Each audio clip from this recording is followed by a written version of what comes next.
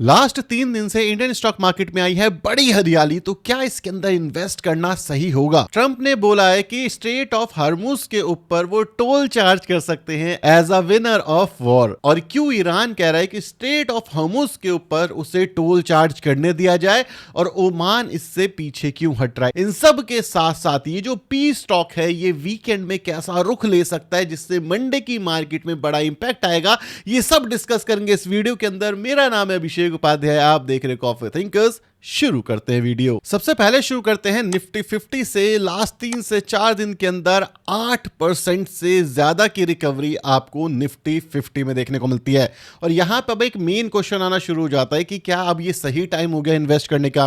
क्या जो बाजार है वो रिकवर कर सकता है? क्या ऐसा तो नहीं है बाजार यहां से 20% नीचे जा सकता है? ये टेक्निकल टर्म्स में समझेंगे और हिस्ट्री उठा करके देखेंगे। सबसे पहली चीज हुआ क्या है स्टार्टिंग से समझते हैं। सबसे पहले बाजार के अंदर करेक्शन आता है क्योंकि जो क्रूड ऑयल के प्राइसेस हैं ये बढ़ गए हैं और जो वॉर है वो एस्केलेट हो गई है। लेकिन उसके बाद जब बोला गया सीज फायर करेंगे तो एक बड़ा अप मूव आता है। आपको यहां पे एक अप मूव दिख रहा है, लेकिन अगर आप इसको टेक्निकल टर्म्स में देखोगे तो इसको कहते हैं गैप अप ओपनिंग। अब गैप अप का मतलब होता है कि जहां पर बहुत बड़ी कैंडल्स ना हो, एकदम से बहुत ज्यादा वॉल्यूम आई हो, उसको कहते हैं गैप अप। अब जब गैप अप और गैप डाउन होता है ना तो ये एक ट्रेंड को रिप्रेजेंट करता है। ये ट्रेंड क्या है? यहां पर देखो, जब गैप डाउन हुआ उसके बाद ये डाउन ट्रेंड के अंदर चला गया। इसी के साथ साथ आप हिस्टोरिकल देखो, जब यहां पे गैप अप आया तो ये कंसोलिडेट करने लग गया। यहां पे पुराना जाकर के देखो, जब यहां पर गैप अप आए तो एक अप ट्रेंड देखने को मिला।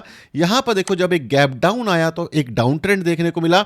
यहां पर देखो जब एक गैप अप आया तो एक अप ट्रेंड आपको देखने को मिला। यहां पर देखो जब एक गैप डाउन आया तो आपको एक डाउन ट्रेंड देखने को मिला। यह है पहली चीज जो आपने अभी तक समझी। लेकिन ये ट्रेंड को कैसे रिप्रेजेंट करती है इसको समझो।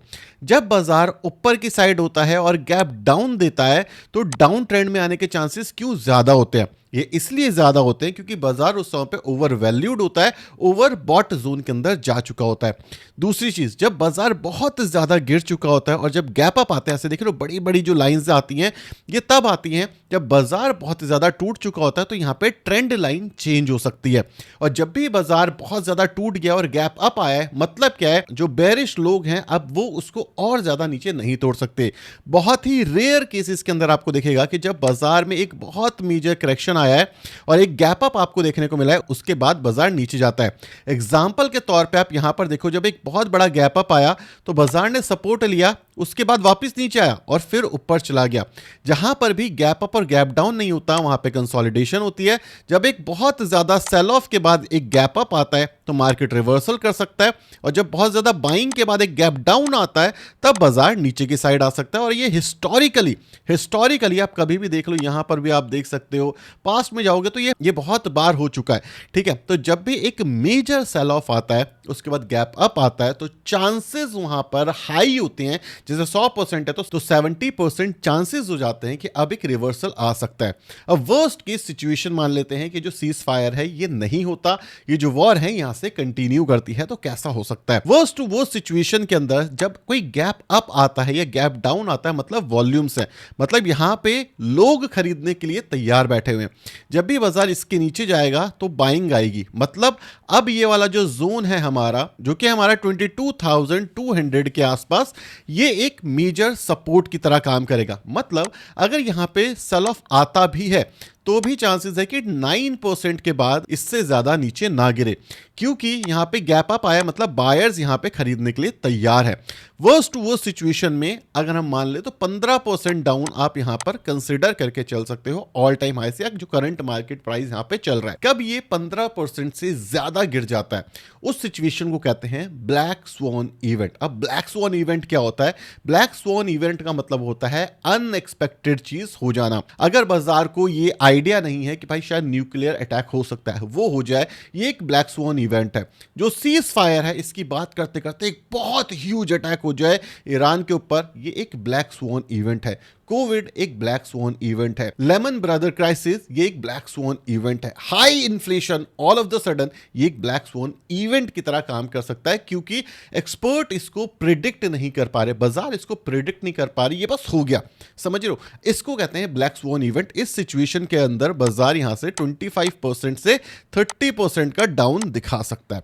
मतलब क्या है, हम ये कह सकते हैं कि अब हमारा जो बाजार है ये बॉटम आउट हो चुका है। लोग कहते हैं इसे प्रिडिक्ट नहीं कर सकते, हाँ हम प्रिडिक्ट कर भी नहीं रहे, हम 70% का सक्सेस रेट लेकर के चल रहे कि भाई 70% हमें सही होना है। दूसरी चीज, ओवरसोल्ड जोन के अंदर बाजार जा चुका था और यहां पर एक अच्छी रिकवरी आई। अब एक और इंपॉर्टेंट चीज मैं इसको क्लियर कर देता हूं कि भाई हमने डाउन देख लिया, कितना डाउन हो सकता है 15 से 25% मैक्सिमम, इससे ज्यादा डाउन नहीं होना चाहिए। दूसरा हमने ये देख लिया गैप अप और गैप डाउन, इसके पीछे का लॉजिक समझ आ गया होगा, नहीं है तो दोबारा देखना। अब एक और इंपॉर्टेंट चीज, अप मूवमेंट कहां तक हो सकती है इसकी डिस्कस करते हैं। सबसे पहली चीज जो अप मूवमेंट हो सकता है वो रिकवरी के पास आ सकता है, इसको आप बुल मार्केट नहीं बोलोगे। कुछ लोग यहां पर जब लास्ट टाइम ये अप मार्केट आने लग गई थी, लोग इसको बुल रन कहने लग गए थे, नहीं ये बुल मार्केट नहीं होती, ये रिकवरी फेज होता है, ठीक है। और रिकवरी फेज दो फेजेस के अंदर काम करता है, पहला होता है रिकवरी के बाद यहां पे कुछ एक अच्छा ब्रेकआउट आ जाता है तो उसको कहते हैं बुल मार्केट।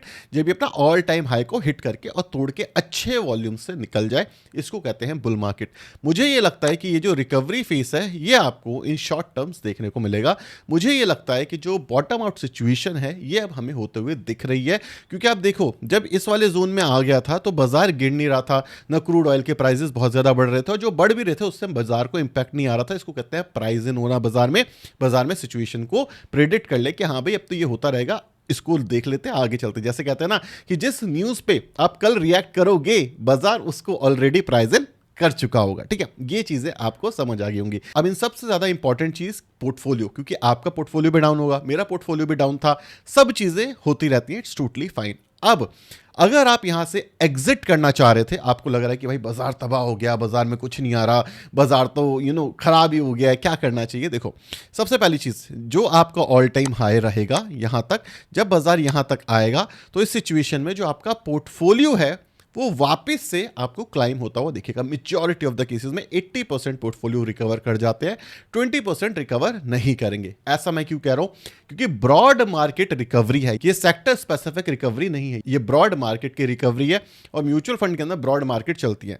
स्टॉक पर्सपेक्टिव से भी समझते हैं, एग्जाम्पल के तौर पर अगर आपको जो लॉस है वो 10% का हो रहा था और आज भी आप लॉस में हो 2 या 3%, तो ये अच्छी बात नहीं है। आज आपको एटलीस्ट ब्रेक इवन पे आ जाना चाहिए था, मतलब 1-आधी% का लॉस ठीक है, बट उससे ज्यादा का लॉस है, मतलब उस स्टॉक के अंदर दिक्कत है। जैसे कि डी मार्ट, जब बाजार गिर रहा था तो वो रिकवर कर रहा था, लेकिन जब बाजार चढ़ा तो डी मार्ट ने रिकवर नहीं करा, क्योंकि वो एक डिफेंसिव काइंड ऑफ स्टॉक है। जो मार्केट में बहुत अनसर्टेनिटी होती है तो ऐसे स्टॉक्स चलते हैं, जब बाजार में रिकवरी होती है तो ग्रोथ स्टॉक्स चलते हैं, ठीक है। तो अगर आपके पोर्टफोलियो में ऐसे स्टॉक्स हैं जो कि रिकवरी में रिकवर नहीं हो रहे लेकिन गिरते ज्यादा है, ये स्टॉक्स आपको फंसा देंगे इस रिकवरी के अंदर भी, ठीक है।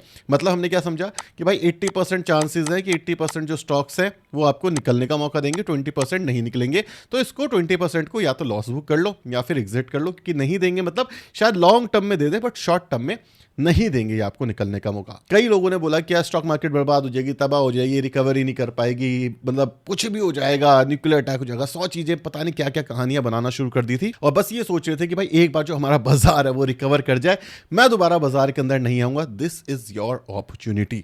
अगर बाजार यहां से ऊपर जाता है तो आप नो प्रॉफिट नो लॉस के अंदर निकल सकते हो, या अगर आपको पास्ट में प्रॉफिट हो रहा था तो वो प्रॉफिट लेकर के आप निकल सकते हो। दोबारा बाजार में मत आना। मैं आपको थ्योरी के थ्रू काफी बार ये चीज बता चुका हूं कि 40% अगर आप पोर्टफोलियो में लॉस नहीं देख सकते, बाजार आपके लिए नहीं है। 40% करेक्शन मान करके चलो कि भाई किसी भी पॉइंट ऑफ टाइम पे हो सकता है। अगर आप इस चीज के लिए तैयार नहीं थे आज तक और इस करेक्शन में आपको वो झटका लगा है, इट्स फाइन, आप यहां से निकलो। बॉन्ड मार्केट है आपके लिए अलग तरीके के म्यूचुअल फंड्स हैं, आपके लिए अलग तरीके की इन्वेस्टमेंट स्ट्रेटजीज होती हैं जहां पे 40% का रिस्क शायद नहीं होगा, राइट। लेकिन इक्विटी मार्केट के अंदर ये रिस्क होता है। इवन अगर आप स्मॉल कैप में थे और 40% का क्रैश आपको दिख रहा था तो अब शायद आप लार्ज कैप में आ सकते हो, आपको अपनी रिस्क एपेटाइट पता चल गई, राइट। तो इस तरीके से आपको अपने पोर्टफोलियो को रीबैलेंस करना है। ये टाइम रीबैलेंस का है, क्योंकि बाजार ऐसा नहीं है यहां से बुल रन में जाएगा।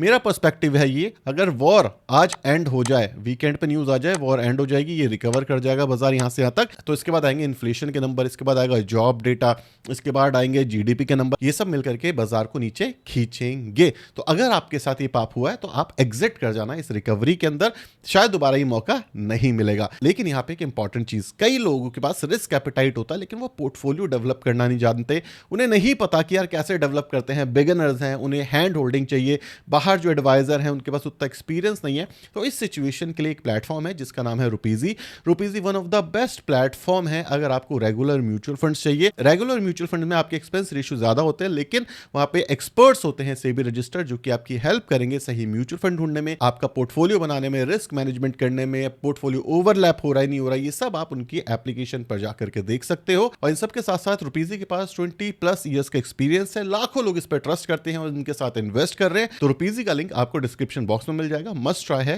जरूर जाके चेकआउट करना। अब बात करते हैं ब्रेंट क्रूड की। अगर आप देखोगे जो ब्रेंट क्रूड है इसके अंदर एक अच्छा खासा ड्रॉप देखने को मिल रहा है, रिकवर नहीं हो रहा है। मतलब क्या है कि अगर हम ऑल टाइम हाई मान ले ब्रेंट क्रूड का रिसेंट वाला $110 और यहां पर देखें $95, मतलब 110 तक जाएगा तो भी बाजार में इतना बड़ा फॉल नहीं आएगा। क्यों? अब लोग बोलेंगे कि यार 110 पे फिर भी जा सकता है और फॉल क्यों नहीं आएगा। इसको कहते हैं प्रेडिक्शन।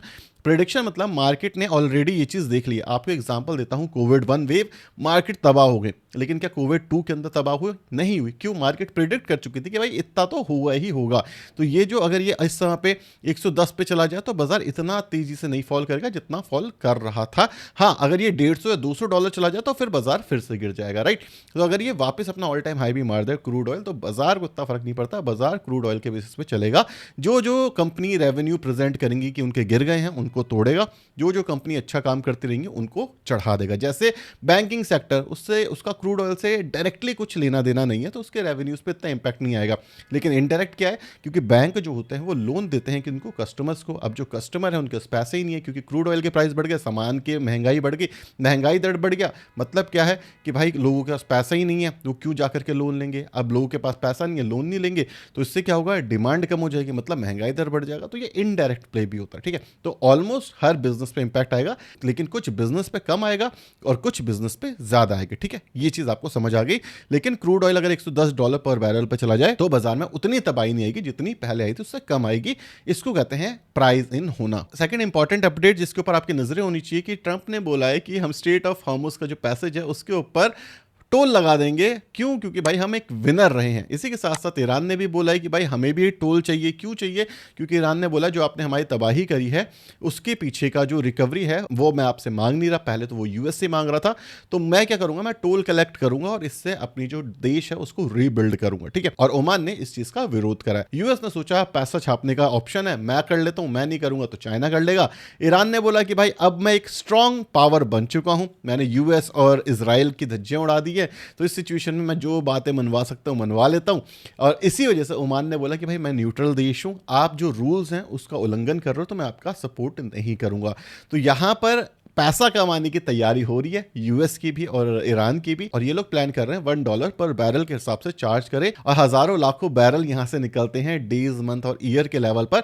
तो सोचो ईएलडी लेवल पे इनकी जो इकोनॉमी है कितना ज्यादा बूस्ट करेगी। एक और इंपॉर्टेंट चीज, अगर ये पैक्ट हो जाता है कि भाई हम यहां से चार्ज करेंगे, हम यहाँ पर टोल लगाएंगे, टोल लगाता नहीं है कोई बट हाँ टोल लगाएंगे, तो इस सिचुएशन के अंदर क्या होगा, हो सकता है जो ईरान है वो बोले कि जो आप मेरे को पैसा दोगे, टोल का पैसा दोगे, वो चाइनीज करेंसी में होगा। मतलब क्या है कि यूएस की जो सुपर पावर है, क्या है सुपर पावर, उसकी करेंसी, उसको वीक करने की कोशिश की जा सकती है। और अगर ऐसा हुआ तो यूएस को पसंद नहीं आएगा। डॉलर पेट्रो एक्ट, तो इसका मतलब क्या है, ऑयल डॉलर को बैक करता है। और इसी के साथ साथ जैसे आपको याद होगा पास्ट में क्या हुआ था, गोल्ड डॉलर को बैक करता था। आज की डेट में क्या होगा कि अगर ये चीज हो जाती है तो चाइनीज जो करेंसी है वो स्ट्रांग होगी, राइट। तो यूएस ये सोच रहा है कि भाई जब ये पावरफुल पोजीशन में है तो ऐसे पैसे बना लेते हैं, इनके अगेंस्ट नहीं जाते। तो जो वीकेंड है ये इसीलिए काफी ज्यादा इंटरेस्टिंग होने वाला है क्योंकि अब देखना पड़ेगा क्या ये सीज फायर कंटिन्यू रहता ही नहीं रहता। ये जो रिसेंट न्यूज आ रही है कि इस्लामाबाद में आकर के बातचीत होगी, इंडिया मीडिएटर बन सकता है, पाकिस्तान मीडिएटर बन सकता है, 100 अलग तरीके की न्यूज है, हर मिनट पे कोई नई न्यूज आती है। कभी ईरान मना कर देता है, कभी ईरान कहता है हाँ हम आएंगे। तो काफी इंटरेस्टिंग हुआ वीकेंड पे, और वीकेंड पे हो सकता है ये अटैक हो जाए, सीज फायर खत्म हो जाए, और जैसे ही यूएस का बाजार बंद होगा वैसे ही काफी कुछ हो सकता है। तो वीकेंड के अंदर काफी सारी सारी एक्टिविटीज होती हैं। और इन सब के साथ साथ अमेरिका के अंदर ट्रंप पे एलिगेशंस लग रहे हैं कि जब भी आप सीज फायर करते हो एक ह्यूज वॉल्यूम आती है ऑयल प्राइसेस के अंदर, मतलब ट्रेडिंग होती है वहां पे, ये कर कौन रहा है? क्या आप इनसाइडर ट्रेडिंग तो नहीं कर रहे? ये भी अब होना शुरू हो चुका है। आपका क्या ओपिनियन है इस चीज के ऊपर? कमेंट सेक्शन में जरूर बताना। वीडियो पसंद आए वीडियो को लाइक और चैनल को सब्सक्राइब कर देना। Bye bye.